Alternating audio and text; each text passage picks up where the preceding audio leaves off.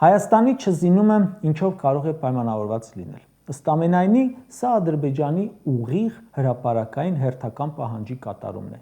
Ալիևը այս տարեսկզբին հայտարարեց, թե Հայաստանը պետք է անհապաղ դադարեցնի զինվելը ու վերադարձնի Հնդկաստանից, Ֆրանսիայից գնած զենքերը։ Մեկ այլ ելույթում ասաց, Հայաստանի զինվելն ու խաղաղության պայմանագիրը անհամատեղելի են,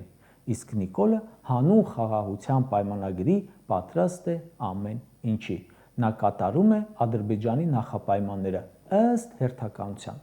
Չի բացառվում, որ իր գնած զենքերը հետ հանձնի ումից գնել է, ինչպես որ նախկին 30 տարվա գնած զենքերը պատերազմի ժամանակ առանց կրակելու, առանց օգտագործելու հանձնեց Ադրբեջանին։ Ստացվում է, որ Հայաստանը իրեն զրկելով լիարժեք պաշտպանունակությունից,